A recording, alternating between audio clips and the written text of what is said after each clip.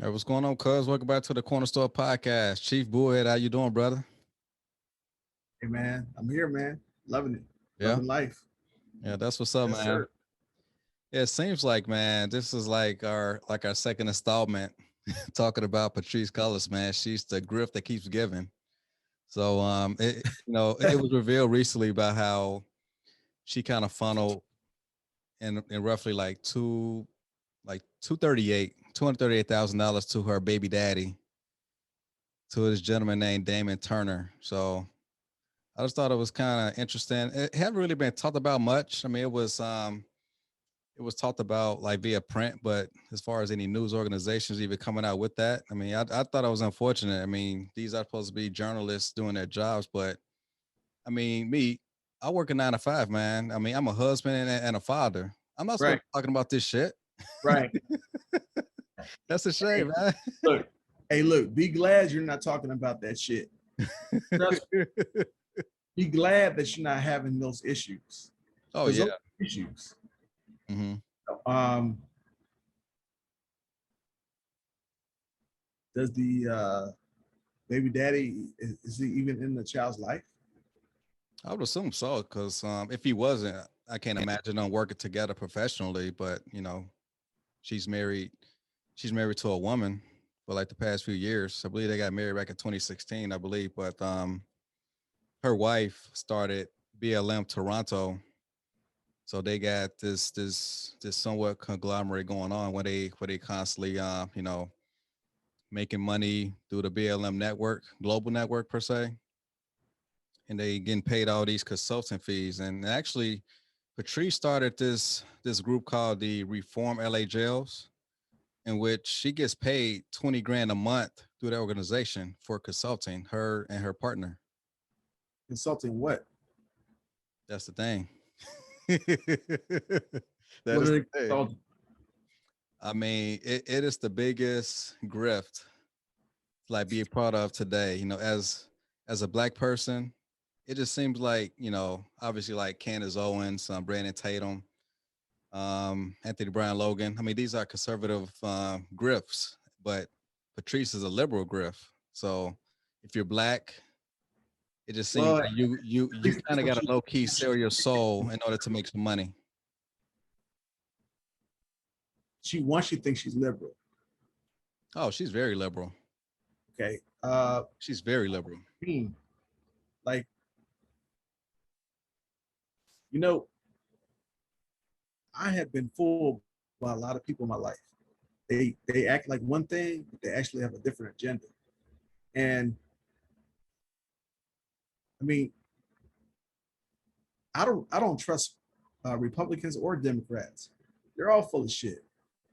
You know what? They want you to follow them just like these other people do, and they want your money, but they don't give you anything.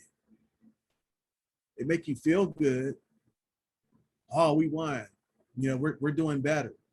But are you really doing better? Hmm. With all the broken homes in this country, with all the hatred in this country, and they just want their little piece of the pie. You know, when it lasts, it's bullshit, in Well, my opinion. as far as the broken homes, just to give them credit, the Republicans are all about family values, traditionalism, but on the liberal side, they all about just more of a free spirited type of situation. So, um,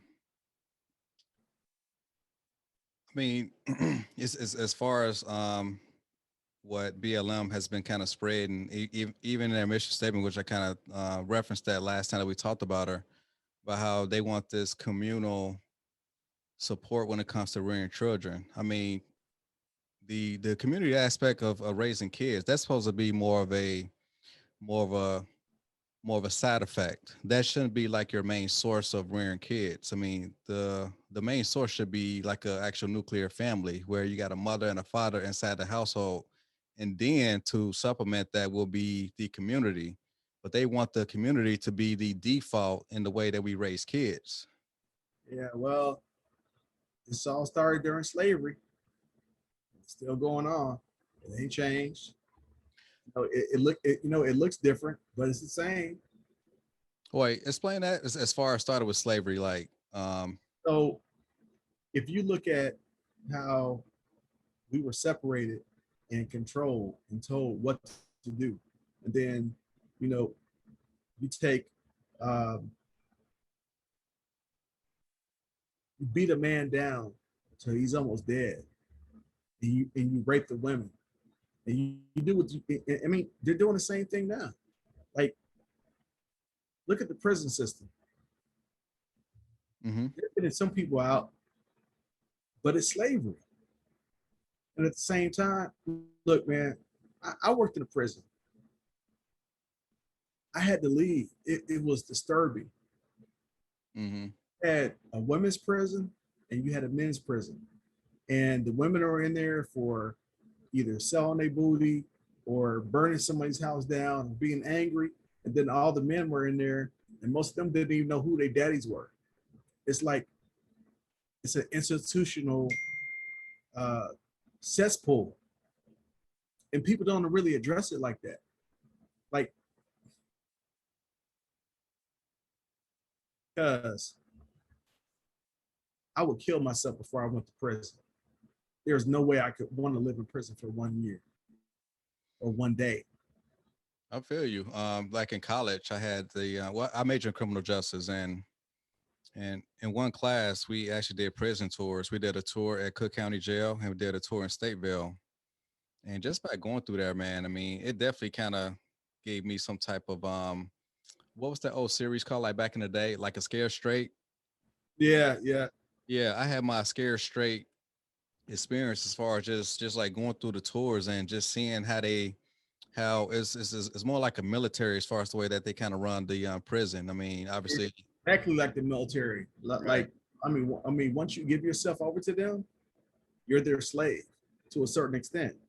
right. You're the property of the state, right? Right. Right. You're their property until you've done your time, whether it's jail time or military time. I just did mine in the military. It was time though.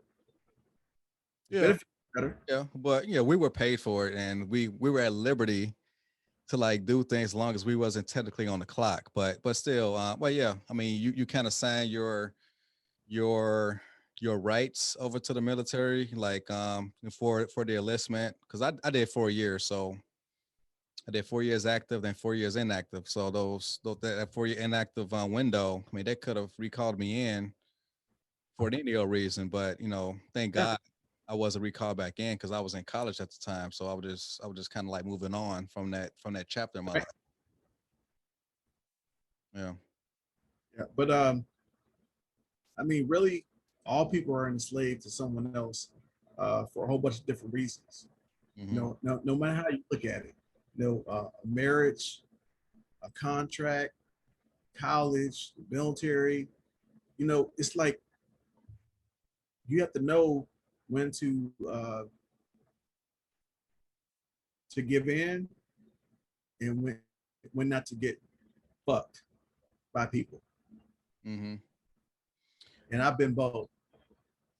I mean, you had referenced earlier about how you've been easily fooled by people. I mean, I always took this quote to heart by Maya Angelou when she said, "When people tell you who they are, believe them."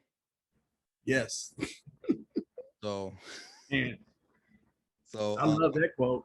oh yeah, so yeah, like nowadays, I mean, people put their whole lives on social media. You can kind of gauge what a person really is by what they post. I mean, are they posting, ratchet behavior, or are they posting uplifting, inspirational images of like what they're doing on a daily basis? So you can kind of gauge like a person's character on social media if they do have a social media following or platform. Many people don't follow me because I try to say as many positive things as possible, but That's good. people don't want to hear that. They Yeah, want to see the negative stuff. You know, uh, yeah, that sells, unfortunately. yeah, and it's all right to be negative, but you got to be positive sometimes too. Hmm. I mean, you can either live in hell or live in heaven or have a little bit of both. I've had both in my life. Hmm. I've been to hell. It's called Hell Norway. Got a picture of it. Oh yeah, hell Norway. Yeah, I've been there. I've been to Oh hell. wow. Okay. And I've now, also what was it like over there? Jerusalem. You see what happened in Jerusalem today? No.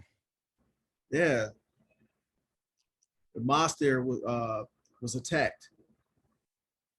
About who? Yeah, the Palestinians have been like their mosque was attacked, and a lot of people are dead right now over something stupid called religion. So the Palestinians were attacked as far as their mosque. They were invaded by uh, some people that we cannot talk about. It's against the law to talk about these people, Mm-hmm.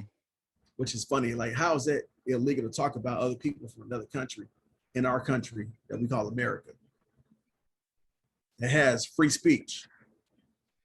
Yeah, that's true. That's true. I get exactly where you're coming from. As far as not to trigger the algorithms. Yeah, I'm not gonna mention the actual name, but yeah, I get what you're You gotta saying. be careful. Yeah. Yeah, you gotta be careful what you say.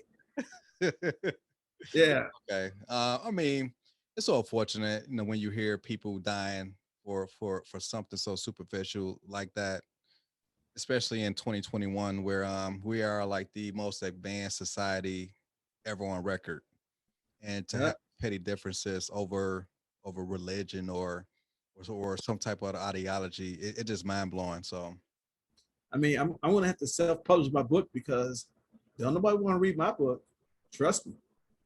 now, who would you sell your book to? Like what's your target audience, and how would you sell it? Are you going to go through Amazon, or are you going to sell through Instagram? I mean, like, what's the process going to be like when you actually roll out your book? I'm going to self-publish it through no vendor, Mm-hmm. and I'm going to. Uh, I'm sorry. My target audience is from males between the age of 13 and 35. Okay. Basically, reproduction age. Okay. So a lot of men don't know their cycles. So I'm gonna talk about men's cycles. I'm gonna talk about how we've been tricked to think that because of a certain age that we have met a certain uh, achievement. And they say, "Oh, you're 18. You're grown now. You can vote.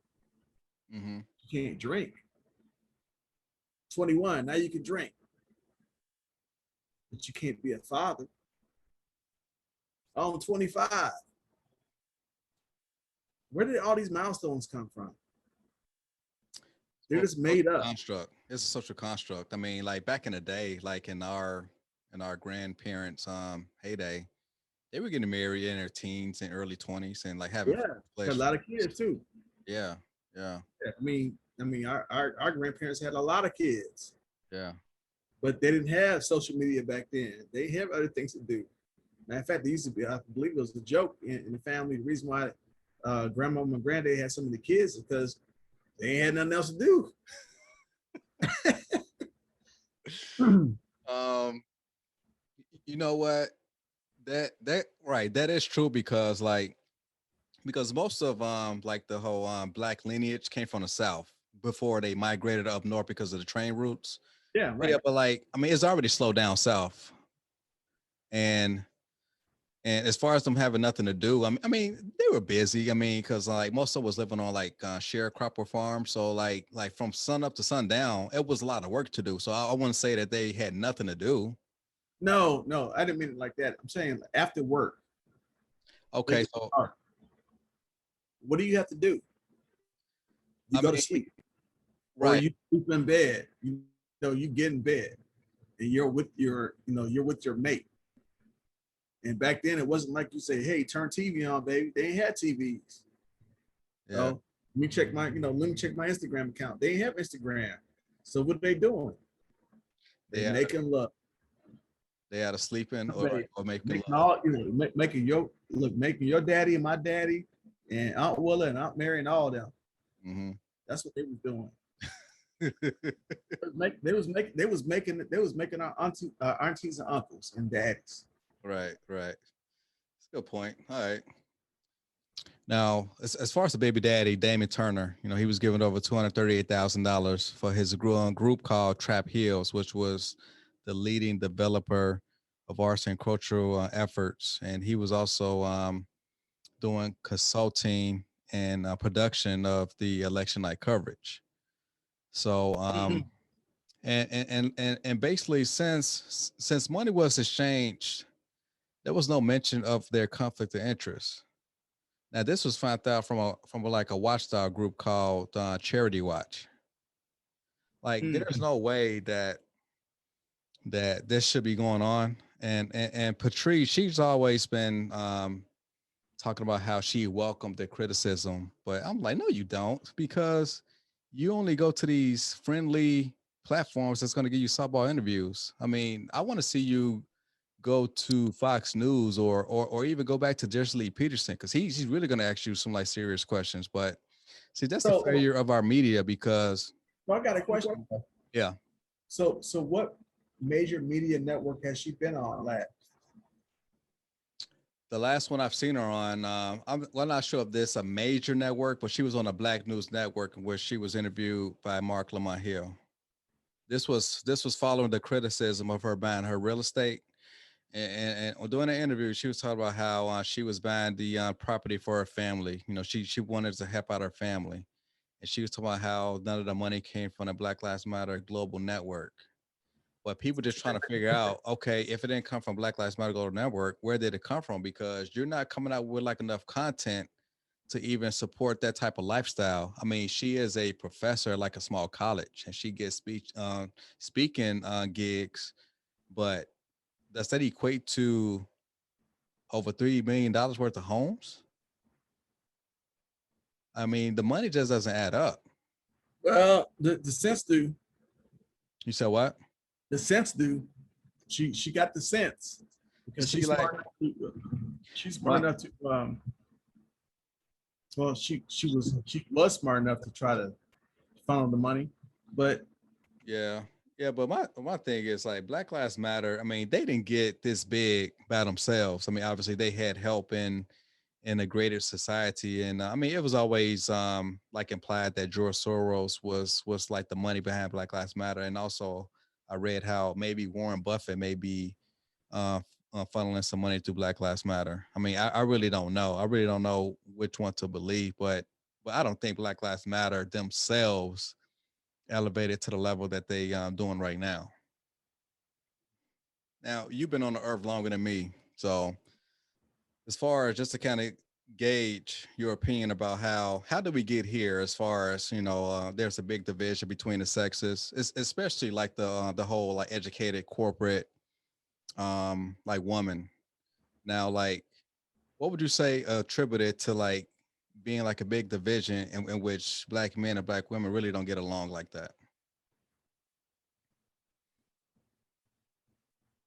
um, from what I can remember, just from listening to gossip, listening to listening to Black men and Black women throughout the years.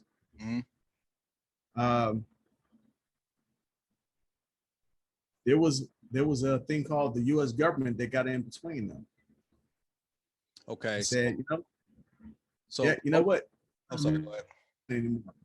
And look, and there were, and unfortunately, it was the Black woman who said, "Yep, I'll co-sign on this. If you give me a place to live and food to eat, be able to feed my children, and put a little clothes on their back, I'll do what you say, master." That's So what they did. so what you're saying is like ground zero of all that, you're dating back to the 60s, The 70s. the 70s. Okay, so it was the women's liberation movement, right? Now, I'm not going to say anything. I don't know about women's liberation movement, but I can tell you that the U.S. government decided that they were going to pay off all these women, and not even just Black women, white women too. There was mostly Black and white women. My mother being a white woman, she took the welfare check. Mm-hmm. Matter of fact, when we moved to Milwaukee, Wisconsin from Chicago for that welfare check, and it was okay for a little while, but it's not enough to take care of no kids. Yeah. And it's still not enough to take care of no kids. So, Right. like I said, in, in my book, where I tell young men to protect their sperm and stop having these children, that's the beginning of something different that we don't talk about. Mm-hmm. Young men need to learn to mature, to get to know a woman for who she is, not what she says. Actions speak louder than words, brother. And just say, you know what? No, I'm not having your child until you ask me permission to have a child with you. There's a lot of women out here just having kids with guys, and then they're down at the child support office because the guy don't want to be with them no more.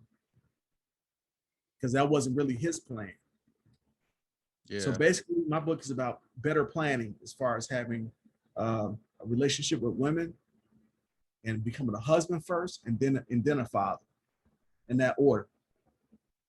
Yeah. That's the most unfortunate part about today is I would say I think I saw this on blackdemographics.com in which female head of households or single family households headed by women are at roughly 65%. Now, mind you, in the 60s, before the civil rights movement, we were at roughly 80% marriage rate.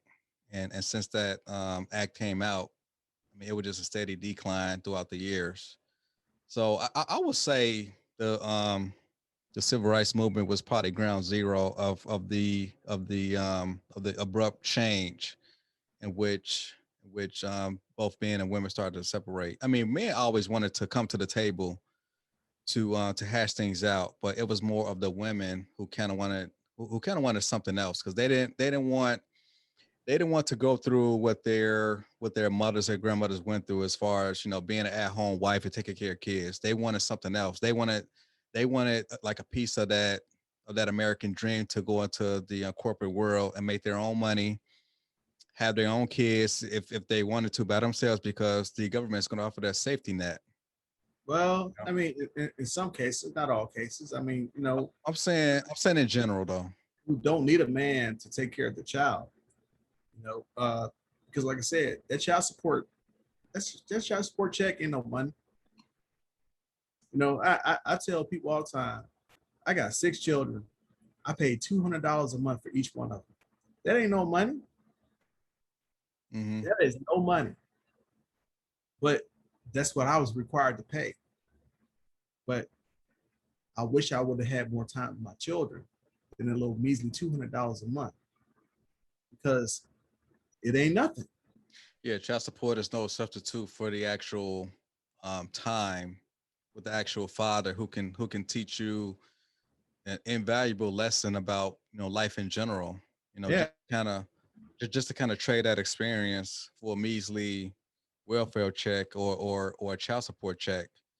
I mean that's that's definitely like abysmal for the way that the kids had to grow up without the both the mother and the father in the household. But as far as ground zero being the whole 60s, which is the second wave of feminism, because the second wave kind of started after the civil rights movement because because they added like sexual orientation and gender as far as putting that in at like the very last minute as far as them passing that bill. But as far as first wave, I had no issue with that. As far as women wanted to vote and own property, I mean that was a legitimate claim, and kudos to them for fighting for that. But where they lose me personally is second wave, third wave, and fourth wave. Second wave was more of the women's liberation, and then like abortion, unabated sexual restrictions when it comes to like abortion, the pill, birth control, stuff like that.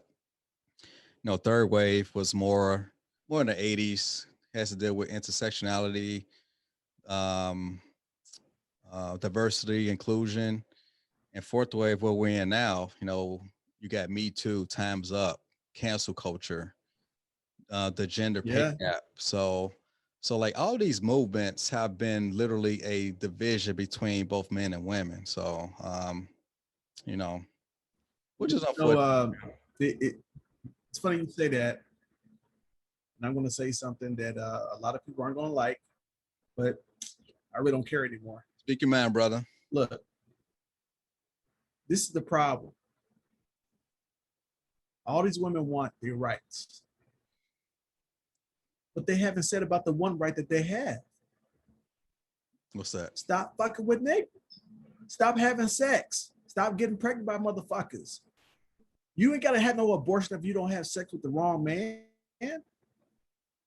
You see, you let a man, you can't tell them that. Look, if you let a man convince you to be close with him, then you have given him the control. So take your control back. Just like the men, take your control back. The flesh is weak.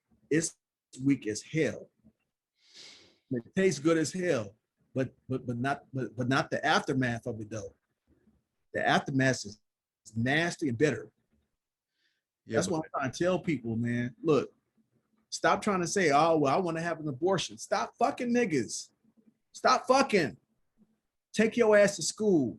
Go do something else. Mm-hmm. Now you want to blame it on somebody else. Blame it on yourself. All right. You know what I mean?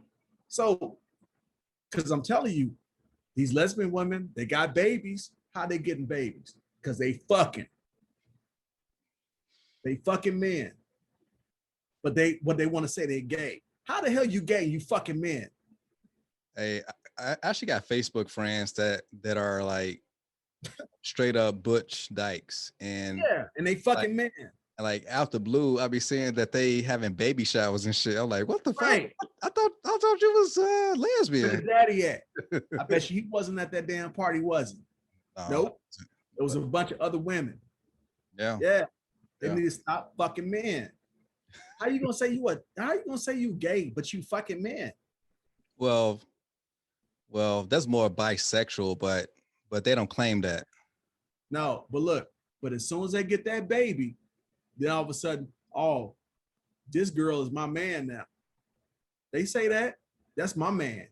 He ain't no fucking man. Look, I just walked up. But today, you could be anything you want. I mean, you could wake up tomorrow, say that you're a woman. Okay. Look, DNA ain't gonna fucking prove that. You know what? I'm gonna say it. Fuck it. I'm gonna say it.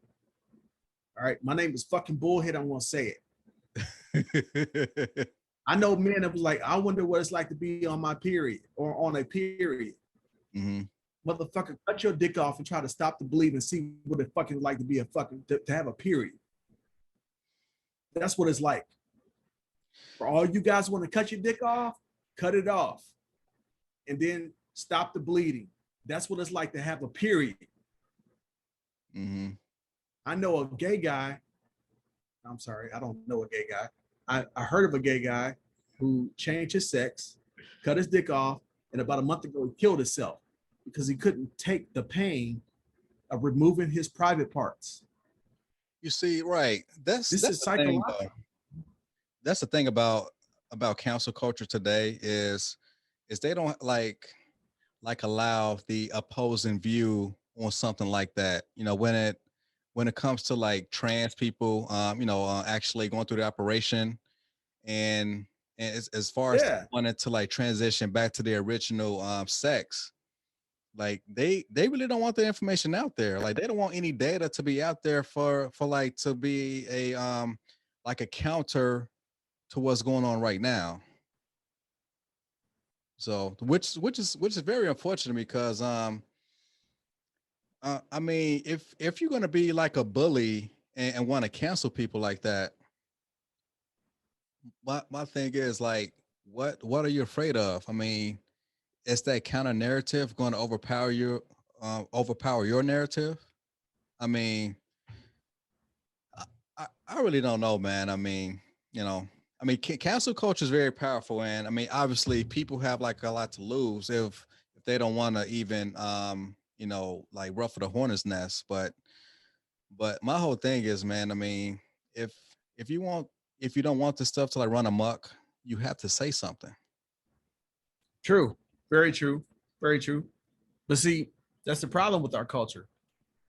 That they only talk about the things that are easy to talk about, not the things that are difficult to talk about, or the things that certain values that some of us were born with and raised with. And even though all those values aren't great either. Mm-hmm. And I'll explain this.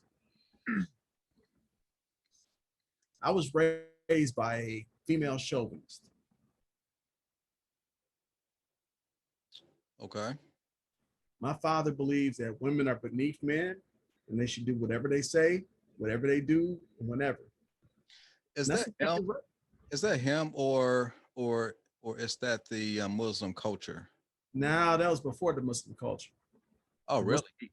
Enhanced it a little bit. Oh, okay. Because I actually met someone in Memphis some years ago that was a nurse that grew up with them when they were children on Blackstone. Okay. And this is the funniest thing in the world. When I met her, as soon as I met her, she said, "Oh my God, I know who your daddy is." I said, "Excuse me?" She said, "Your daddy name is Robert." I said, "No, his name is Abdul Kareem." She's like, "Oh yeah, I'm not surprised he changed his name." But she grew up on Blackstone with them. And, he wasn't about the sisters. Yeah, I mean, I kind of heard the backstory about that. So, yeah, but I'm saying, but this woman confirmed that story to me. Didn't know her at all. All right. And she said, "Man," she said, "your mannerisms, the way you talk," she was like, "You were everything just like your daddy." I'm like, "What?"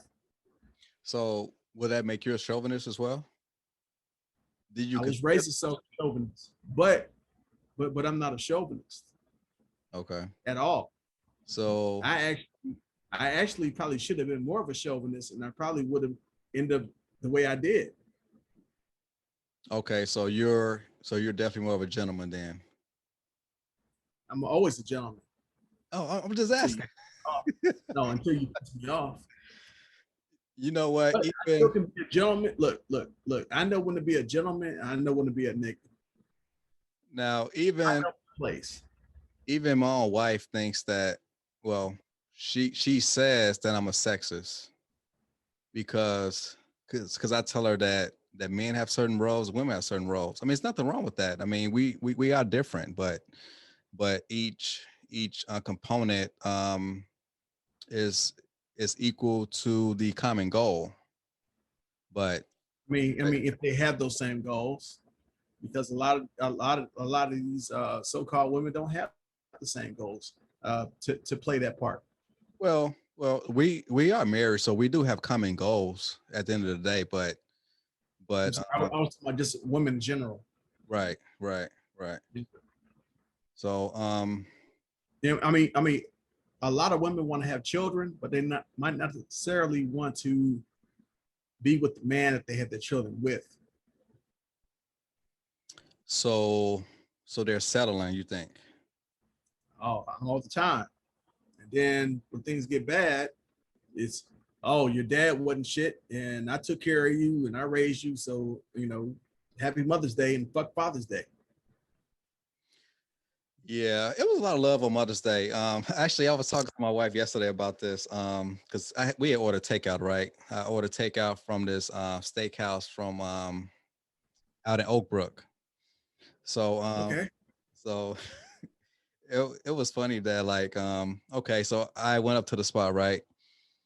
And you obviously you could tell it was Mother's Day because like the mothers, like the black mothers, they were in their fancy, flamboyant, loud looking outfits. I saw this one woman, she had like an all lime green outfit with like a big ass lime green hat. Like, oh shit. I mean, that is very ghetto fabulous right there. So and of course, like the sons, the sons really wasn't dressed up at all. They were dressed up in like oversized shirts with those fashionable torn jeans with like a baseball cap. But on the other hand, like with the Caucasian folks, they're dressed in Dockers and like golf polo shirts and with the loafers, and I mean they look very different than the black counterparts. But because most of the black folks Yeah, I well, saw were going to the Cheesecake Factory, most of the white folks were going to the steakhouse. I just thought that was so interesting. right, right. Look. And that's why I tell people all the time. This is learned behavior. Like, you know, people think that Red Lobster used to be, the top, tier of seafood, especially for black folks, because we never really ate that growing up because most of us couldn't afford it. Hey, I thought Red Lobster was fine dining when I was little. I know, right? Most people do, but it's not anymore. I Also, mean, Red Lobster, it's okay, but I mean, I don't go eat at Red Lobster. I mm-hmm, go at other places where I cook my own lobster. Well, actually, I cook my own seafood. mm-hmm. All right, all right. But a lot of people don't know how to do that, or they don't want to do that. They don't want to spend the time to do that to have a good meal and save some money. In the process. Yeah. Like women really don't cook anymore like that. As far as like actual like complex meals like that, because like our parents used to cook like a whole bunch of stuff on the fly, but like today, like the average woman really don't even know how to make dressing or mac and cheese or they don't know how to or like roast like a whole chicken, you know. Man, it's so funny. I've been married 5 times. I only had one woman that knew how to cook. Mm-hmm. She was the worst one for me. Oh, well. She could, but everything else was bad. Oh, wow. So it's like, a balance. Yeah. Um, I mean, I've been the cook primarily in my relationships, and that's only because growing up starving or not having enough food to eat. Me and my brothers used to go to grocery stores and steal food to eat when we were young. Now that And was then I got, yeah. huh? As far as y'all stealing food at the grocery store, like were y'all living with your mom at the time? Yeah, we was with my mom. Yeah, at the time. Okay. Yeah. This is before the age of 10. We were in Milwaukee for a couple years, and we used to have to go to the Kohl's grocery store, and we would help each other divert the manager so we could steal food. Yeah, man. Like, I mean, yeah, like when it comes to kids, especially boys, they are like the most vulnerable to like get into that type of behavior when it comes to growing up in a single mother household because there's no masculine figure to like keep them in check. So that's the one of the bad products of as far as like this whole divide back in the 60s as far as when everything kind of changed, as far as women have more access to the workforce and also have more access to the universities, because like a lot of concessions have been made to women as far as we need more women in these certain fields. So and plus colleges are definitely ground zero for the whole liberal like agenda. Because even if conservative voices want to be heard at the college and university level, most likely they're going to be ran out of campus. I mean, you can't even have someone like Ben Shapiro or Steven Crowder speak at a college campus because they're going to get heckled. They're gonna have like a lot of disruptions at their lectures or shows, and then but anybody that's liberal or had that type of mindset, they have free reign to like spread any type of narrative that they want on these college campuses. All right, so I'm only say this about that. Mhm. Like, it's like a child with two parents. One parent wants the child to succeed a certain way. The other one wants to succeed. Now I'm talking about Democratic and Republican. So you say you got a husband and wife that are Republican Democrat. Look, first of all, it's a fucked up union to begin with. Like, it ain't gonna work. But then you have a child through that union, and now both mom and dad are trying to get the child to agree with their views. Mm-hmm. There's going to be conflict there, right? Because everyone's is not on the same page. It's like relationships.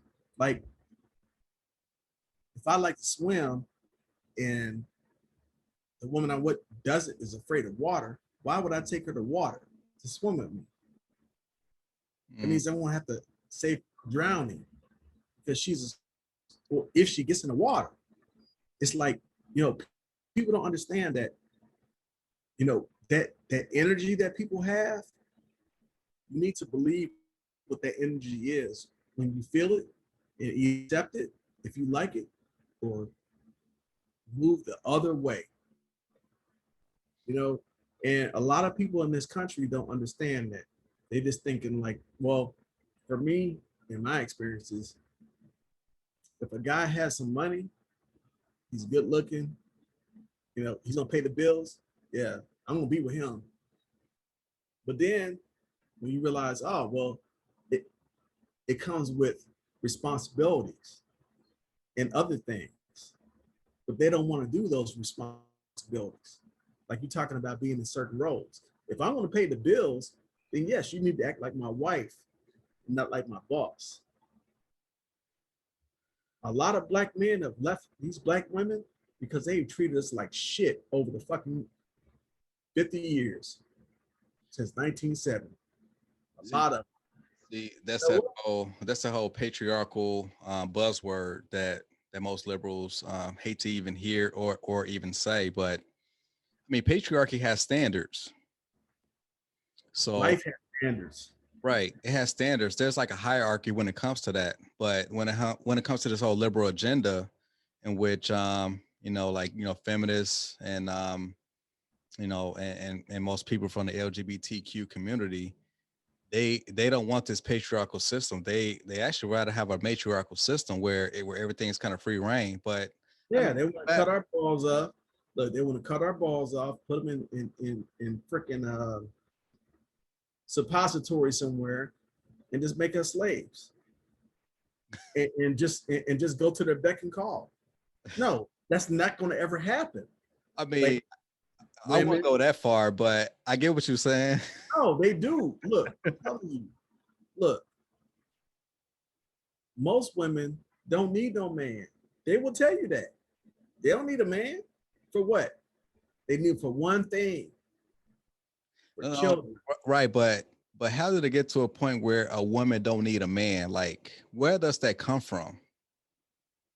Because their girlfriends told them, I can take care of you, just as well as your man, and without all the BS, all the testosterone, all the whatever you call it. All the toxic masculinity, right? Or whatever they want to call it. Come on. You know what? Look, if you slept with a man, you must have at least liked the man. If you went and got look, if you went, but if you went and became a sperm donor, and you went to a sperm bank, you still need a man. There ain't no female sperms. Like, these people are crazy. They think, oh, well, I can go get a sperm. I can go to a sperm bank. Congratulations. What are you going to get? You don't really know. Does that man have autism? Does he have alcoholism? Does he have beat your ass-ism? Whatever you want to call it. Do you know what's in that sperm cell? You don't know. You're not going to find out until you give birth to that child. And some of these children, oh, trust me, I've been paying attention on the internet. They be like, oh my God, this child is wild. Now, as far as going to a sperm bank, like, do women not know the basic aesthetics or vitals of, or like where that sperm is coming from? Like, let's say like a woman was to go to a sperm bank and she says, I want sperm from a blonde haired, blue eyed, 6-foot man. Can you give me like a list of names? Well, not names, but can you give me like a list of samples to like pick from in order to increase the probability of me having an offspring like that? All right, so my answer is I don't know. but now I'm going to investigate. So I'm gonna after we finish this call, I'm gonna get online. I'm gonna check out the sperm banks and how you can choose your sperm sample. But I will tell you this: you see, COVID is just coming down. They're saying the cases are getting lower. Mm-hmm. They finally have a rapid test for it. Finally, it's been what, over a year, about 18 months. They finally got a rapid test, but it's not 100% either. By the way, nobody has ever had a rapid strep test, flu test, or any other type of test that you can take at home besides a pregnancy test. Okay. Pay attention to that. Why is it that you can test yourself for COVID like a pregnancy test, but you can't test yourself for the flu or strep or anything else? Oh, I mean, out there, because I think about these things, unfortunately. So it's still some fear mongering when it comes to this whole COVID thing, right? No, what I'm saying is now is getting under control. People are taking their vaccines, but they're still saying that now the children who they haven't tested yet, right? They start with the old people. Why? Because they old. If they die, it ain't no big deal. They old. They lived a long life. And they're going down tiers of ages. Mm-hmm. First, they start with the elderly because they're like, oh, they're the most susceptible to getting it. Really? Then, so now they got to my age. Now they're down to like, adults. And now they're saying we're going to test this with the kids now, 16 to the age of 10. We are all guinea pigs. So I'll take it that you're still not gonna get the vaccine. I call it guinea pig syndrome. You test your most vulnerable and weak people first. That's your old people. My father told me he got the vaccine. I was terrified. Terrified that he got that vaccine. He turned out to be fine. So far. But all I'm saying is, you don't know. Mm-hmm. And they're telling you, oh, it's safe, it's safe, it's safe, it's safe, it's safe. Look, you know what? I want to get a vaccine to all the important people in the world myself and know that it's actually what it says in it.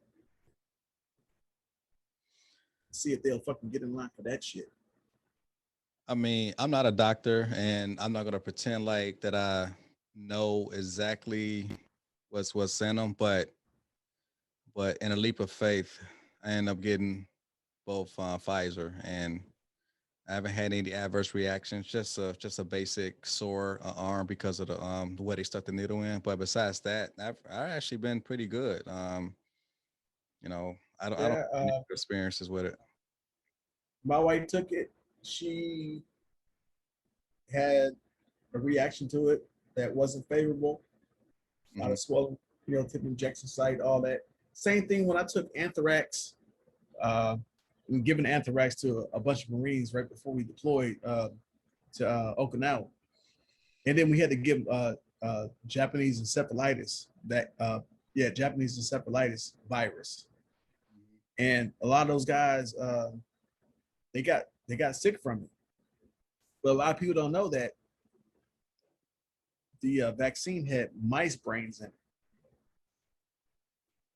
So they were actually infecting mice with encephalitis, and then they were chopping their heads off and freeze drying it and putting it in the vaccine. And I'm sitting there reading this big old giant, like vaccine thing. It's like, what the hell? It looked like a little encyclopedia, but it's not an encyclopedia, but it looks like one. But it's in the fine print. The whole thing in the fine print. And which vaccine was this? Japanese encephalitis. Oh, okay. Yeah. If anyone goes anywhere by Asia, they have to have this vaccine. I used to have to give it. Matter of fact, I kept it at one of my reserve centers because we had a lot of people that transferred to Japan, and I had to give it to not just them but their families members too, because we were allowed to do that. I mean, just like right now, they got the COVID-19 passport. It's a vaccine card. It's not a passport. It's a fucking vaccine card. Like people use words, oh, it's a passport. I No, think that was more media driven. no, it's always media. It's always driven by the media.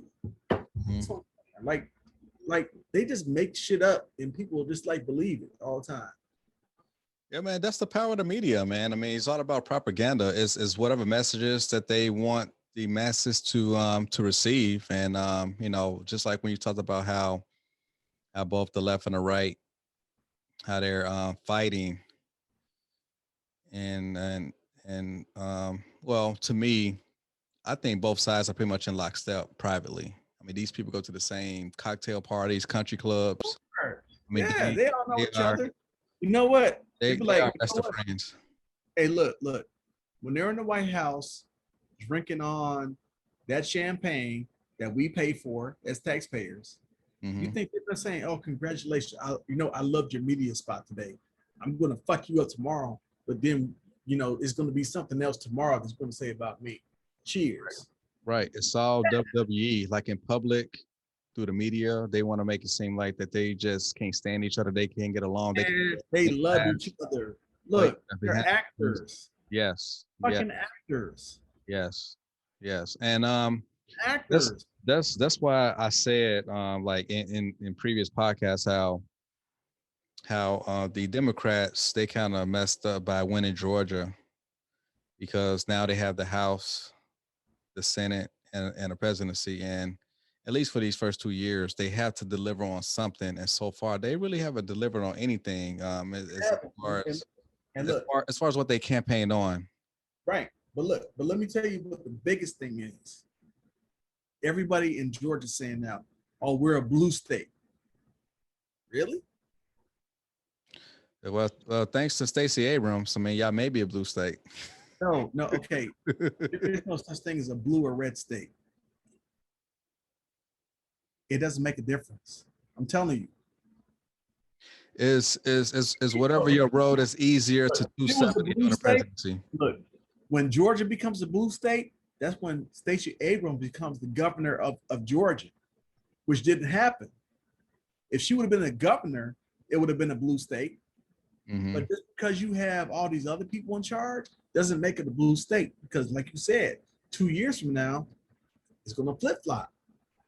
It always does. Yeah, chances are, yeah, it's gonna flip flop. Yeah, Biden, he didn't deliver on any of his campaign promises. I mean, he Nothing. didn't. You know what? People are packing up and leaving Georgia right now. Oh yeah. Packing up and leaving Mm, with all the other stuff that's going on. They're okay. packing up and leaving. They're leaving Mecca. Look, that's why I wore this shirt tonight. Atlanta is the new Mecca.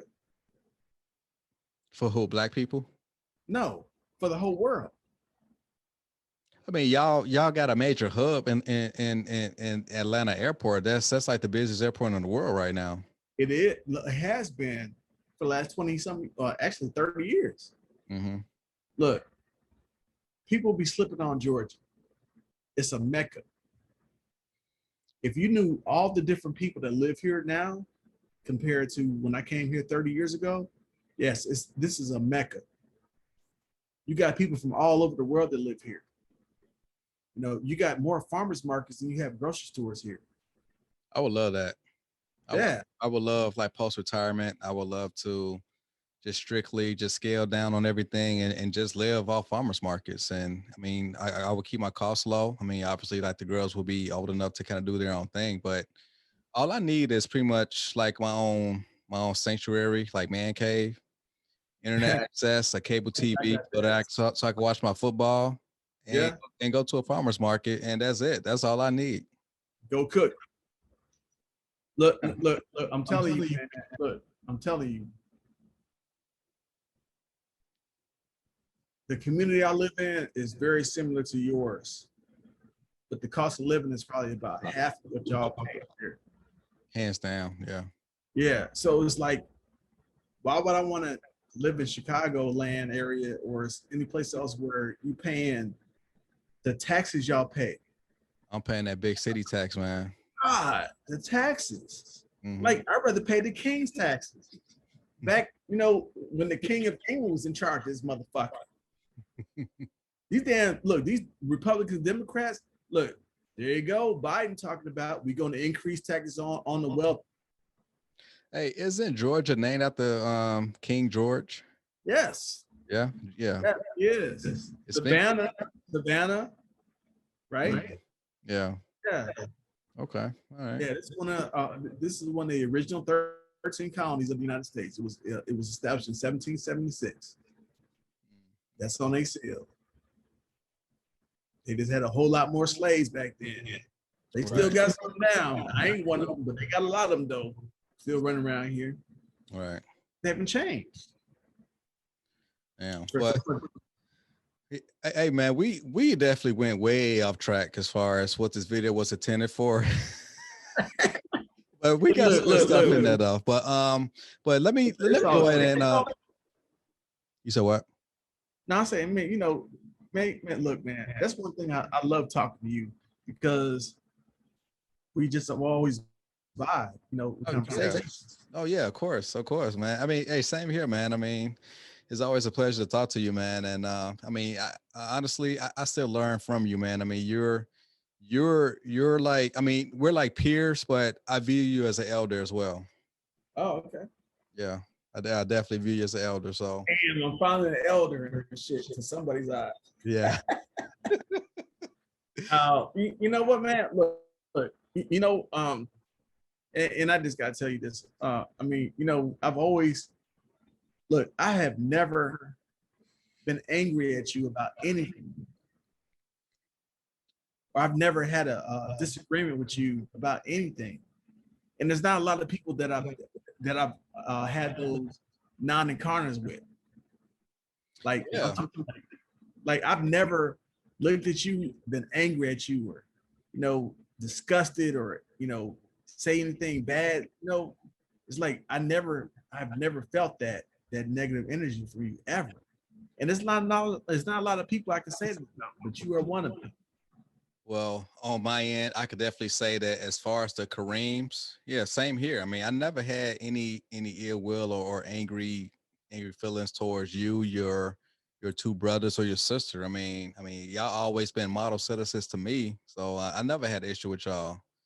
So I mean, but unfortunately, I had issues with other cousins. But I mean, sometimes you just butt heads with people. I mean, sometimes it's just personality clashes. I mean, it's really not a big deal, but you know what?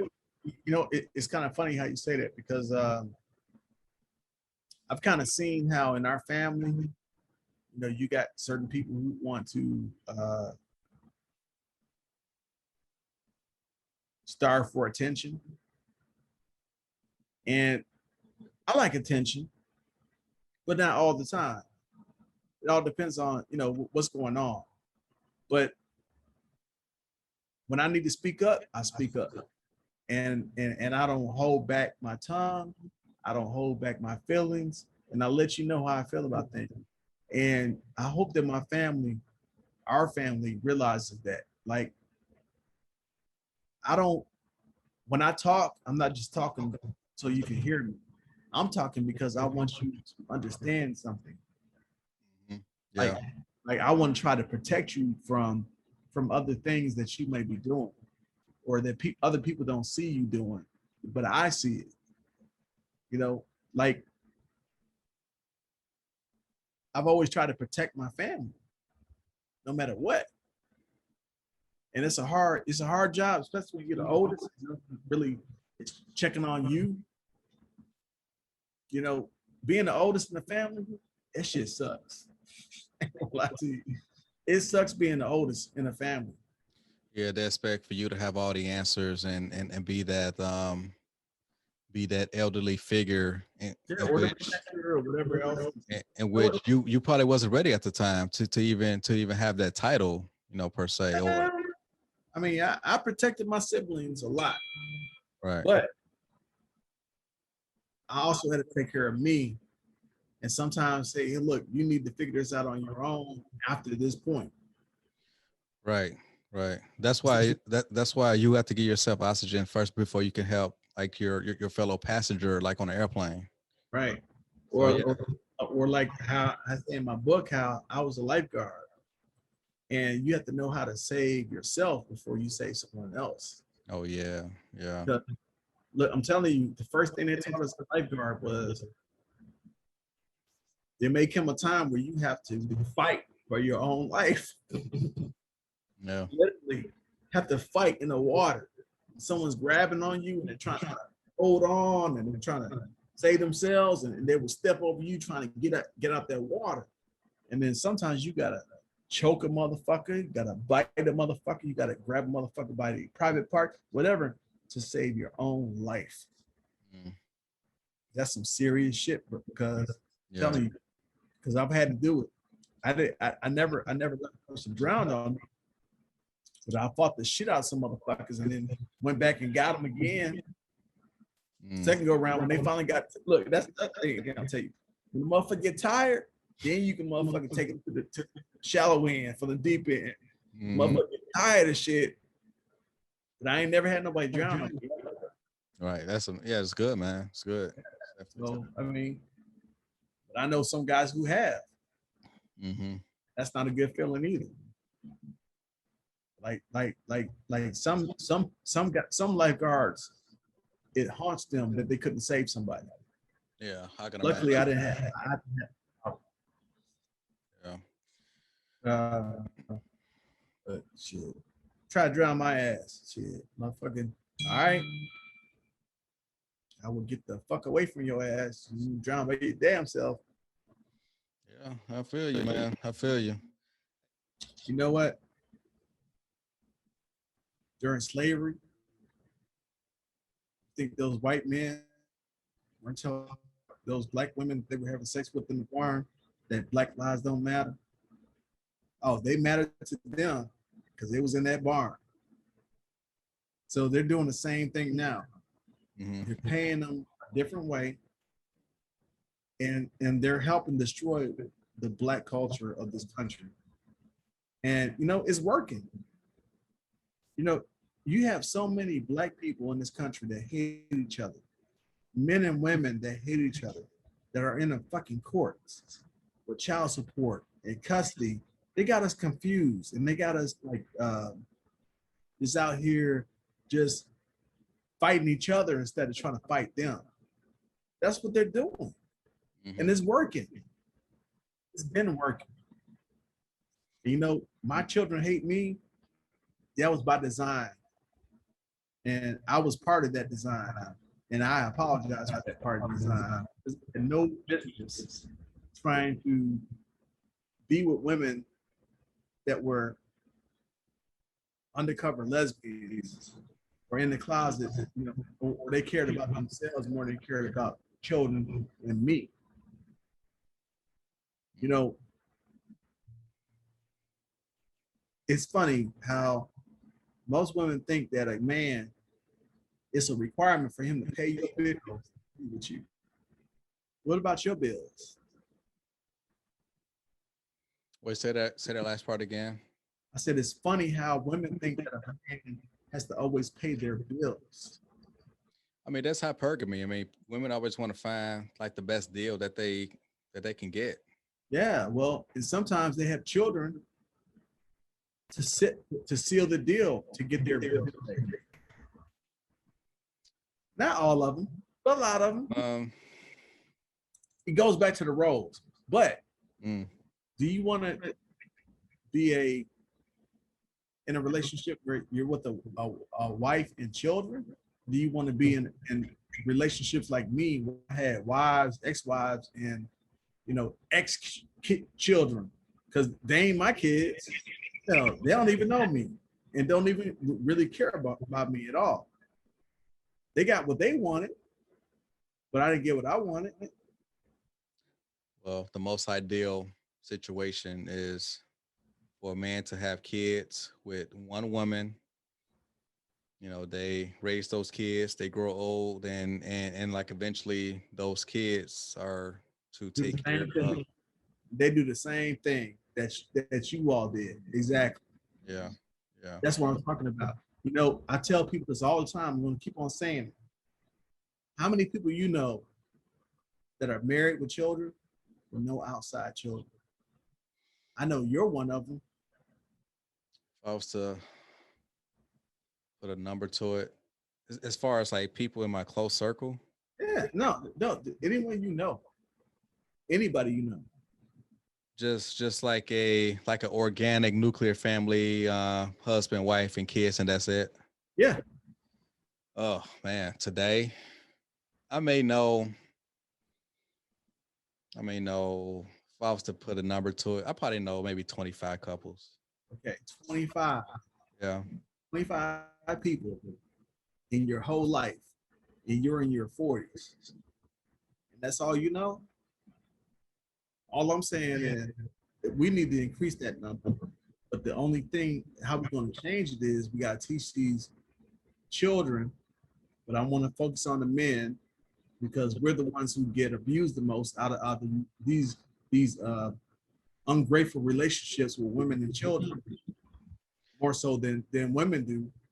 Yeah. And, As far as the whole family court thing, like, do you even get into that in your book? Because, like, with the way that the laws are right now, you would think that we're still in 1950 or 1960, being that women really have no agency to like make their own money and like have like a say in a household. I mean, like right now, women are just as capable of like going out and earning a living just like a man, but the laws really still haven't evolved to 2021. yeah. So, you know, some women, of course, the ones who, you know, get big paychecks, you know, they think the system is fair. But I would think that most women in this country are unsatisfied with the compensation for child support. And that's because they chose the wrong guy to have a child with. Mm-hmm. No, I know some guys that have paid 50% of their child support. I know guys who went homeless for paying child support. You think that woman gives a fuck if you don't got no place to live? Nope. As long as you pay. Even if she doesn't get child support, she's still going to get that government assistance, in which is funded by Right. the taxpayers, right? Right. Look, there's not too many women in this country that are not going to be compensated for having a child. Married, single, with with this dude, a deadbeat dad, or look, the ones that don't are probably the ones that don't take the assistance because there's some of those too. It's not a lot of them, but there's some of them. Yeah. And then you have the others that are smart, they know that they can, go to college, use Pell Grants and food stamp. Matter of fact, it's funny. Kevin Samuel was talking about this not too long ago. I like to bring him in here because it stirs shit up because I like him. At first, you didn't. No, he's an asshole. But you know what? But he's the type of asshole I like, and I'll tell you why. Because he tells you the way it is. And you know what? A lot of these chicks think that they're, huh? He's old school. Look, yeah, and I'm old school too. Like, if you think you can have a man and treat him like shit, why the fuck do you think he's gonna stay with you? Right. Why would he pick you in the first place? I mean, no, and then they say, oh, well, he was a punk. Like he couldn't handle me. Why should I have to handle you? Why can't you handle yourself? Why can't you control your feelings and emotions? You need therapy. I mean, because whatever's going on in your head. Look, a lot of these people are angry. They're angry because they didn't know who their daddy was, or their mama and daddy didn't get along, and they didn't feel they had the great life that everybody should have. Almost all of us haven't had that. You know what? In general, the Black community, we do suffer like from so many traumas. In America, I wouldn't say it's solely racism. I wouldn't blame it at that, but it just the way that Black culture is. I mean, what's bad is good, and what's good is lame. I mean, I don't want to live in a community like that. I mean, I mean, even me, I mean, like eventually I would need some therapy, especially during this pandemic, because it definitely brought out some flaws in my parenting and just being a husband. I mean, it took a huge chunk of sanity out of me, just by dealing with this pandemic. I mean, I'm definitely going to need it. And I would acknowledge that. I mean, it seems like from the outside that I got everything together, but like mentally inside, I mean, I'm very drained, and whenever I find some time, I'm definitely going to see a therapist and try to talk some things out because, but yeah, I'm definitely not a perfect father or a perfect husband. So, but yeah, Well, you know what? people do need therapy. And that's part of the problem too. Like, you know, you actually have people on this earth that think they're perfect. And ain't nobody perfect on the damn earth. Not one person on this damn earth is perfect. Right. And a lot of perfect people walking around that are imperfect. And that's the problem with a lot of these perfect people. They don't understand that you're not perfect. You know what? In my book, I'm telling these men, don't deal with a woman who's flawless, because that means you were the fucking flaw, my man. If she's flawless, that means you were the fucking flaw. Yeah, she'll find something. There's something wrong with She'll you. find something wrong with you. Yeah. Because she's perfect and you're not. Really? So why are you with me then? Especially, especially if she deems you not being a high value man, because that's what all women want, right? The Right. high value man. Exactly. Yeah. Right. But it's because they look at the dollars. Oh, he paying. He got the money. He got the car. He can take me out to eat. He can take me out to, steak and lobster dinners and stuff. But she's with a flawless dude. No, I'm sorry, a guy with flaws because she's flawless. Mm-hmm. Really? So look, this is why I want to challenge chicks. I don't use the B word anymore. I use the C word, chicks. What are you bringing to the table? You know what I'm saying? Look, when are you taking Negroes out to dinner? Oh, they ain't trying to and do paying that. for vacation and everything. Yeah. Yeah. You know what? Look, I know they're not trying to do that, but they flawless. You know what, chick? Take me to the Bahamas. Take me to Jamaica. Take care of me and our children together. They ain't trying to do all that. Not they, some of them, not all of them. Because it's some beautiful women out here who know what their role is. You know what? And they will have no problem telling you what their role is either. Because they know that they're a real woman and their job is to take care of their man and their children. The rest of them, yeah, they just want to take care of them and their children. They don't give a fuck about the man. You know what? Like, for full disclosure, we're not saying that majority of women are like fucked up like that. Like, the women that I tend to kind of like hone in on are mostly the careerist professional women who obviously went through the ranks of universities and colleges, because they the ones who've been infected by the whole liberal dogma. So once they go into the workforce, I mean, for the most part, they feel like that they're entitled for certain positions. And obviously, if you're in corporate America, you have to compete as hard as that man who's trying to get that same position as you. But some women just don't know how to turn that competitive spirit off once they get home. It's cool to be that at work, but like once you get home, like I talked about hierarchies as far as in the patriarchy, when you come home, you have to be this feminine, dainty woman that's going to serve your man. See, another buzzword, serve. You have to serve. You got to serve your man just like you serve your boss at work. So once you get home, you have to serve a man.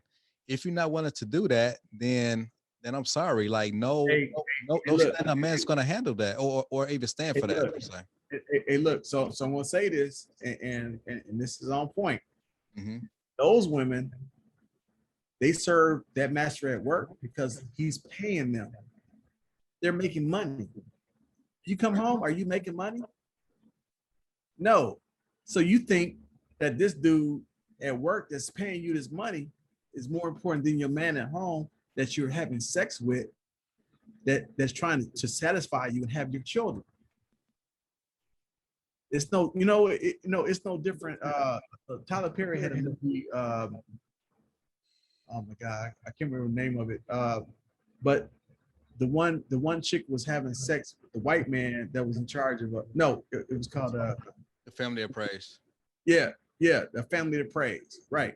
And it was showing how this brother was trying his hardest to be, the father, the husband, the entrepreneur. Yeah, he was hardworking, blue collar worker.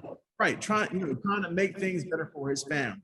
Right. But you got this chick up here laying up with this white boy, driving his Mercedes, getting the big check, and going to the hotel room every Wednesday, just like the white mama told her, oh yeah, this is the same hotel that so-and-so used to be at.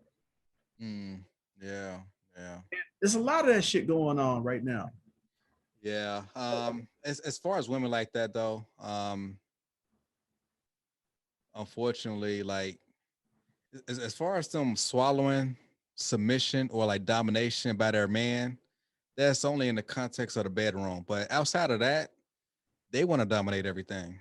They want to be the boss of the household and the finances and rearing of the kids. They don't want to cut the grass. So. No, see, that's a man's role. Right. That's not a role. Let's talk about roles here. Once again, look. Yeah. I'm trying to say they ain't trying to cut no grass. They ain't trying to go get the car, the oil change on the car. Look, sometimes they don't want to do the grocery shopping no more, and sometimes they don't want to cook no more. They want you to do everything, like you a genie or some shit. A lot of these women are like that. Oh man, you know what, man? Like people may assume that like watching this video that they may perceive us being just like bitter old men, but trust us, we are married to some great wives. We are. Yes, we are married to some great wives, and we get I have my kids with her, and you got a stepson, but your situation is I got a bonus son, not stepson. A what son? A bonus son. A bonus son. Okay, you got a bonus son. So. Look. In my book, I talk about stepchildren. Okay. That's a white person's word. That's a white woman's word. Stepkids, like Cinderella was a stepkid. Yeah, my kids ain't no stepkids. I got bonus children. For those that get that privilege for me to call them that. Okay. Because my bonus children treat me better than my children treat me. Wow. Yeah. Well, but as I was saying, I mean, we are not bitter old men. We're just regular dudes, just having a conversation, chopping it up, and but yeah, our home life is pretty good. So I have no complaints over here. But I mean, I could definitely do better. Like I said earlier about how I may need some therapy when all this stuff is done, because it took a huge like chunk out of my psyche. So, but yeah, man. Hey, look, let me tell you something, cuz you don't need to talk to a professional. You just need to talk to the people that you trust. And if you trust that person, it's the same thing as talking to a psychiatrist or a sociologist or whoever, but you don't know that person. I feel you. I feel you, but like if I talk to people that I trust, then I'm talking to a person that has a subjective point of view. But if I talk to like outside source who really don't have a dog in a fight, then I at least want to hear what they got to say as far as trying to diagnose of like what I'm feeling. I mean, I won't discount what you or any other people that I trust have to say to me, but at the same time, yes, I would value your opinion just as much I would value the professional's opinion as far as, you know, me trying to seek help from. Yeah, but what makes them a professional though? They went to school for it. Okay. Um, They went to school and got experience. So I mean it is like a job, right? uh, I mean, okay, like would you let a crackhead change your brakes, or would you let a professional mechanic change your brakes? I don't know. I know some crackheads do a better job. I'm not letting it out. It's a joke. It's a joke. All I'm saying is this: Okay. I have been around mental health professionals my whole life, from before I even joined the Navy. Okay, and let me tell you something about most of these healthcare professionals. They're fucking crazy, and that's how they fucking look. They're fucking crazy. You know what? Look, I'm telling you, they're fucking crazy. And you know what? They be trying to sit there and convince you that you're fucking crazy. What they're fucking crazy. Okay, define crazy. Okay, out of their fucking mind, looking at you like, oh, tell me your story. Oh, and then they try to analyze the shit afterwards. Bro, cuz I'm telling you, every mental health professional I've ever met in my life, you can see the craziness in their fucking eyes. But people don't see it though. They are nuts. They're a bunch of crazy ass nuts. And they're trying to tell you, oh, it'll be okay, little bear. Don't worry. Go into the light. It's gonna be okay. Don't worry about it. You know what? You're not gonna kill yourself or do anything harm to anyone else. I'm like, where the fuck did that come from? I wouldn't call them crazy. I mean, I personally know some, right, and okay. they are good people. But I mean, maybe we Look, just got I'm gonna go online. I'm gonna go online and look and just take the pictures of all the psychiatrists in the world, and you look at their fucking eyes and tell me they don't look like the fucking Joker or what's that dude Batman movie? Scarecrow. Yeah, they're a bunch of crazy motherfuckers. Oh, real. Well, I mean, that's your opinion. So, you know, Hey, look, I just take it with a grain of salt. Look. Have you ever had to sit down with one? I'm not saying I want to sit down with a psychiatrist. I just need counseling. Put it that way. I need counseling. Okay, but all I'm saying is these people have been trained to react to the things that you say. Mm-hmm. But the only reason why they've been trained that way is because they already knew at the beginning, but they just jumped on the education track with it. Look. If you're good at cutting grass, then maybe you should, if you want to be a big ass grass cutter, you start a company, and you're good at that. Mm-hmm. All I'm telling you is that these mental health professionals that tell you, "Oh, we can help you. We'll listen to you. We'll pet you." It has stopped people from killing each other or killing themselves. I've been around a lot of people. In fact, a very good friend of mine that I made chief with a couple of years ago, he killed himself. He shot himself in the head. And there wasn't anything that any mental health person or medication or anything was going to stop him from killing himself. I knew he was going to kill himself. I knew this because he was having nightmares every single night about killing a little girl in Iraq. Oh, okay. So what he experienced was PTSD, and he never was able to resolve that issue. Oh, and he took a gun and shot himself in the head one night. I mean, some people just got demons that they really can't overcome. I mean, I'm not saying for me that I don't have any demons that I can't even get past. I mean, I will never say that I'm that down and out mentally, but all I'm saying is that maybe my social and emotional equilibrium is not all that, and I just need some guidance just to kind of get me back on track. Mhm. But Well, I'm going to ask you a question. yeah, Where'd you go to boot camp at? MCRD San Diego. Okay, I've been there. You know what just happened there last weekend? No. They had their first female recruit. Uh, all female recruits graduate from boot camp. Oh, they starting to go to San Diego now, huh? They just graduated a whole female company of Marines in San Diego. Oh, interesting. Okay, I need to read up on that. Yeah, but this is the thing though. None of them acted like women, and none of them acted like men. They act like a bunch of robots. That's what boot camp is. We're all robots. Well, but are you really supposed to be a robot? I mean, following boot camp, you are on edge because you've been psychologically Challenge. put through a ringer.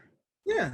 But once you get to the fleet, then that's when you kind of loosen up a little bit. But yeah, coming out of boot camp, yes, I'm like going to the airport, coming home from boot camp. I mean, I'm like standing at attention just because I'm just like used to doing it for like the past 3 or 4 months. I mean, Right. yes, you are a robot. Right. Yeah. Yeah. So, but see, but that's how people look at us. But we're not robots. We're people. Where people look at who? That's how they look at us. Who you talking about? Americans. People around the world. Okay. They look at us like robots. As far as black people? No. Marines. Military? Oh, Marines? Yeah. You know what? Marines was always characterized as crazy, like throughout the years. Yeah. But I hardly ever hear that anymore. Well, you know why? Because they lowered their standards. Oh, okay. They lowered their standards. You know what? Oh my God, I'm glad you said that. They're finally allowing them to be somewhat human and not robots. But guess what? Working out for them. Because them first sergeants and them sergeant majors and them COs are losing their mind. They're like, why are these guys doing all this stupid ass shit that we don't want them to do? It's because now, you know, they got feelings. They can do what they want to do. They can express themselves. Yeah. They do that to y'all. Yeah. Nowadays, by the way society is as far as like men or boys can be boys. Boys can have any type of like organic masculine actions. Right. So I mean, men are wusses, and like unfortunately, like the military can't even have. Some men, I ain't no fucking wuss. I'm just saying, like in general, as far as what society wants the ideal male to be. I mean, look at the commercials with Gillette talking about men should check their masculine privilege per se, but right, like there's no good stock or crop of men for the like military to even pour through just to even train them to like be like the best soldier or troop they can be, because right. I mean men are being raised differently versus 20, 30, 40 years ago. Right. And plus Exactly. like Americans are like getting fatter Yep. and And yes, they don't want to so yeah, standards are being decreased all the time now. Hey, look, my grandfather, he rest in peace, on my mother's side, he volunteered joining the Navy when he was 15 or 16 years old. He ended up, going to boot camp in the Navy, was on a ship, and then Pearl Harbor happened, and he was on a repair ship that had to go and repair all the ships that were damaged during, the Pearl Harbor attack. Mm-hmm. And me and Kahar went and talked to him about these things. Can you imagine having to go see the aftermath of Pearl Harbor? That'd be like no different than me going to go see the aftermath of 9/11 when I went to Amsterdam and we went to New York. And she showed me the buildings that got fucking knocked down. Yeah. I mean, I still got those pictures. Yeah, 10 years ago, I had went to Pearl Harbor, and I could still like feel the chills of what happened. And I mean, obviously, just by going there, I mean, everybody was kind of silent, just like absorbing. So you went into the room where they showed the explosion? You said what? So you went in the room, the auditorium where they showed the explosion? Right. You have to see like a video before they put you on the ferry. I've been there. Right. I have been there. Mm-hmm. I was crying for like 5 minutes after I saw the bombs that they dropped on Arizona.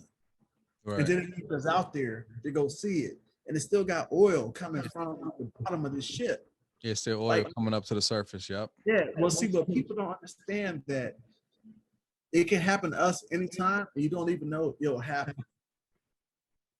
I mean, look at what's going on right now with Russia and China and all these other countries that hate us. And we're kind of sealed off right now. We're not as powerful as we used to be. They can attack us anytime they want to. And then we could be Baghdad, the whole country. Can you imagine that? No, I can't. I mean, the way I see America is that America got the biggest dick and no one wants to fuck with it. You know what? Rome said that at one time. Yeah, Rome went down because of them the morality. Well, Rome kept warring, and as far as the homeland, the way I understand it, Rome just became like a victim of the whole feminist movement. There you go. So, but I mean, it's kind of happening here. So, but that's the way that I understand it and read upon it. The Greeks did that. Mm-hmm. The Greeks had the same problem. All societies have had the same problem. You know what? When you let emotional women be in charge, they fuck shit up. They do. They fuck it up. Oh, wow. I mean, it is a kernel of truth to that. You broadcast that shit, I don't give a fuck right now. Look, they be fucking shit up. They be fucking shit up. You know what? Women in their right mind. I want that. I want this. You know what? You don't love me. They use every fucking excuse in the fucking book. Give me. Give me something, please. I mean, women in their right mind are a beautiful thing. Yeah. I love women in their beautiful state, but obviously I don't like the rabid the rabid feminist movement. So, but yeah, look, yeah, man. Look, I love women. I love my mother. I love my aunts. I love Grandma Cora. Oh my God. I used to love spending time with her. I love women, but they were telling me about all these savage ass women out here who I should have been beware. I should have beware about. You ain't listen. You ain't listen, huh? Nah. And hell, look, I met Muhammad Ali one time on Woodlawn when we used to live at 50th in Woodlawn, and he told me to be wary of these damn women, man. Be careful out here. Shit, he had a whole bunch of kids too. Yeah, I mean, he was fucking like a jackrabbit like everybody else, right? Yeah, but I'm telling you, bro. Look, and it's crazy, man. It's crazy. You know,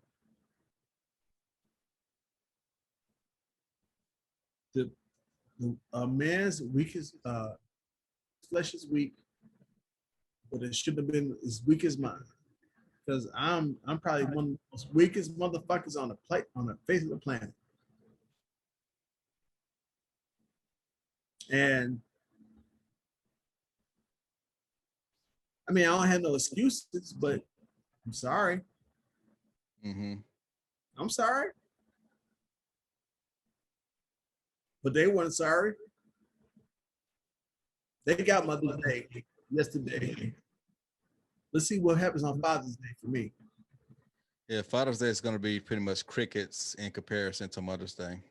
Yeah, like I went to a grocery store yesterday, and they got all these flowers and shit, and everything is all over the fucking place. Cookies, cakes, all kind of shit. Let's see what the fuck they have on Father's Day. Well, they might have some beer and some hot dogs and some steak. Nigga, cook for us. What you gonna do for us on your day? You said beers and hot dogs. I mean, that just sounds so like barbaric for the fathers.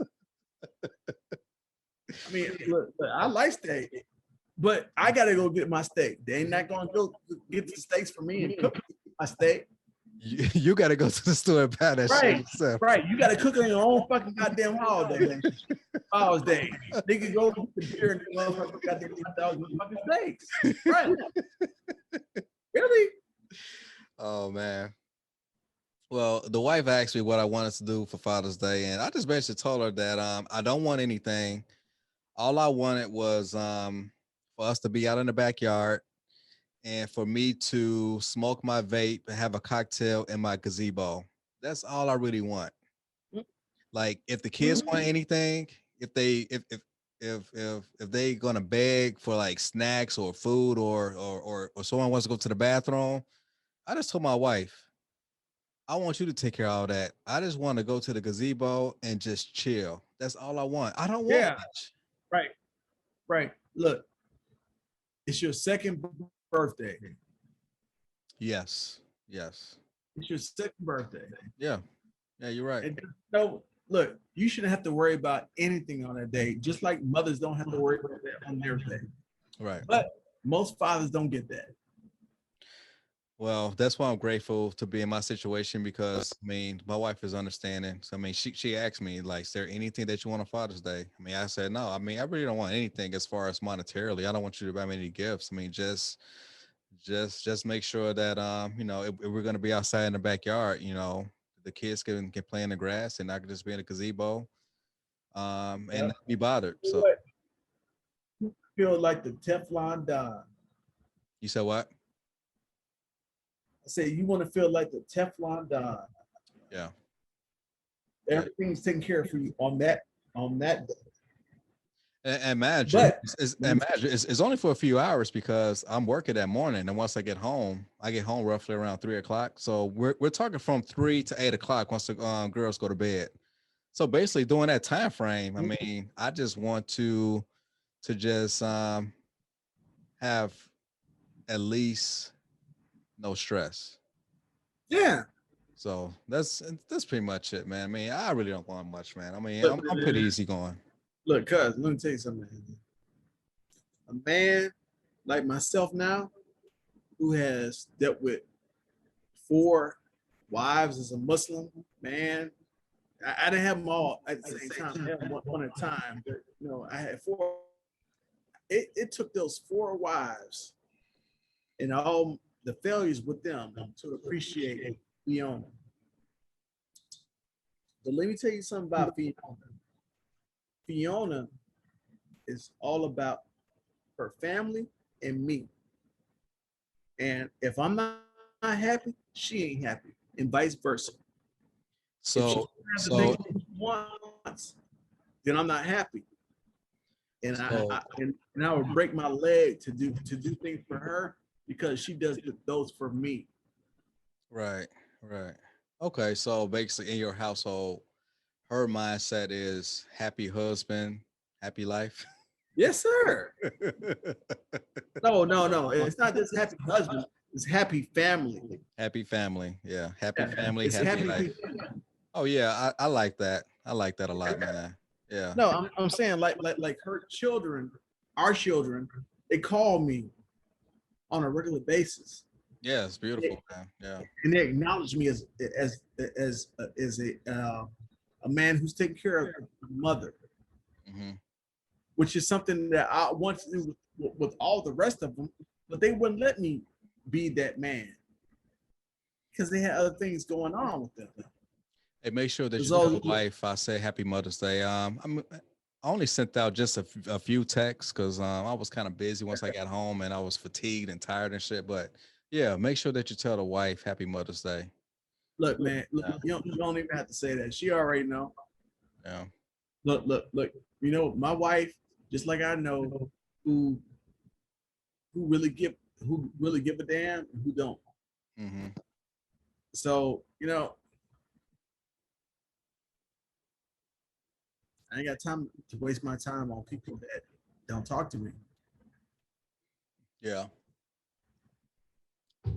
Oh, Yeah, you man. I mean, it's all about giving energy to positive energy that's willing to reciprocate, the same feelings. So yeah, I mean, I definitely understand, man. I mean, look, have you ever seen the Milky Way? as far as with my bare eyes, Yeah, no, I don't think so. I'm trying to put together a trip for those who want to go see it. Is there And is there a place to see it? yeah, there's a couple places. Where? There's one in 29 Palms. Okay. You been out? You been out there? No, never been. Okay, so 29 Palms is one. Um, New Zealand is another one. But there's certain places on the earth where you can see it almost every day because they're just closer to that spectrum. Okay. But let me tell you something. If you see it, if you ever get to see it, there's nothing like it because you won't believe it until you see it. It's almost like, you know, one thing that my brother was telling me about um, guys going onto the moon, like really. Mm-hmm. Yeah. If you look at the Milky Way, yeah, you know it's possible. So where's the nearest place you can see it from Georgia? Probably Arkansas. Mm, That's the first time I saw it. It was in Arkansas. okay. Well, And I mean, look, I was out there with some Marines. Matter of fact, it was my first drill weekend with the Marines as a reservist. And we were out there and, you know, they gave you little sleeping bags and shit. You know, you out there sleeping in trees. You just kind of look up. And he was like, what the fuck is that? It looked like a billion stars in the sky. mm-hmm. They're all sparkling. They all got their little sparkling lights on and stuff.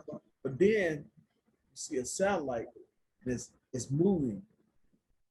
Well, that's amazing. I would love to see that, man. I mean, obviously, I can't see that from Chicago because of the You for one can't see it from Chicago for because they got one lights. yeah, so many lights. Yeah, Like, you gotta go someplace where it's dark. So you know what? So you might be able to see it in the suburbs of Illinois somewhere where there's not a whole lot of lights. I probably got to go south. Look, in order for you to see it, it has to be dark. It has to be like really dark outside. And then it just like it kind of reflects.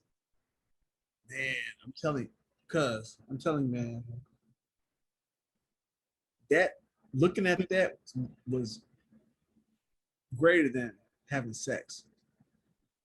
So, does that give you a sense that we can be the only life form right now? Oh no. Because, like, when you're looking out there, it's like billions of planets out there that have life just like the we're living right now. So I Yeah. mean that has to be a high probability that yeah, it's other species. I mean humans, if you could call them that. Look, forget that probability. They out there. Just like we here, they out there. Right, right. I Ain't no mean, questioning me. right. Out there. You know what? And the funny thing is, they're so far away from us right now that they just can't get to us, and we can't get to them. Can't get to them. Right, right. Like, yeah, out there. Look, there is no way in the world that we are the only planet in this universe that has life. There is no way possible. Mm-hmm. Yeah. And if anybody ever tells me, look, no, there is no way. Yes, matter of fact, some of those shooting stars you see may be spaceships crossing our universe. Have you ever seen those? I may have seen. Have you ever seen a shooting star? I've probably seen it maybe just a couple of times in my lifetime. Yeah.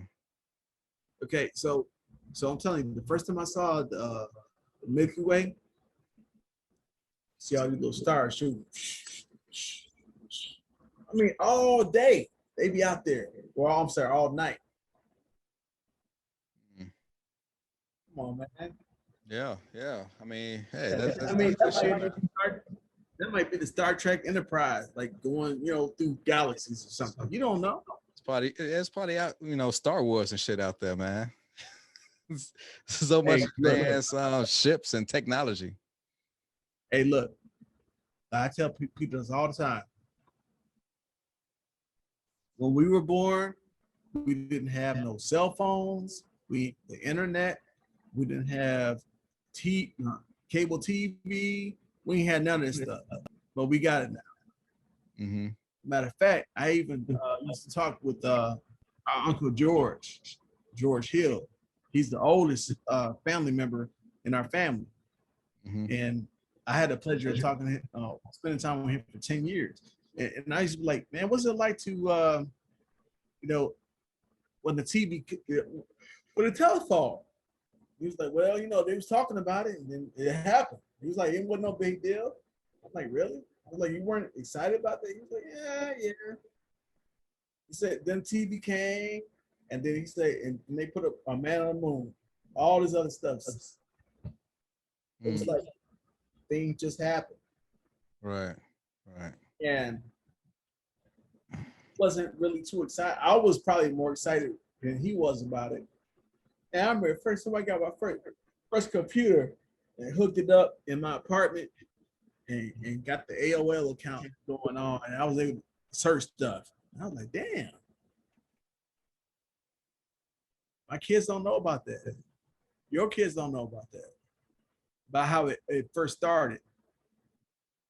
You know what? I'm looking forward to having conversations with them about that as far as the way I was living back when I was their age and how things used to be and how privileged that they should be of having all this advanced stuff that their daddy is going to be paying for. Right. So, yeah. Yeah. Hey, man, it's getting late. We've been on for 2 hours, man. I appreciate you taking the time out to come back to the corner store, man. And we definitely gotta get together again and talk about some other interesting topics, man. But yeah, man, we always kind of cover so much ground. Yeah. And, we could start off by talk about something and then we'll just morph it to like 20 other things. So, well, yeah, it's always to entertain a conversation, man. So I appreciate it. Yeah. Well, yeah, man, I appreciate it, man. And have yourself a good night, man. I'll talk to you in a little bit. All right, bro. All right, man. Peace. See you.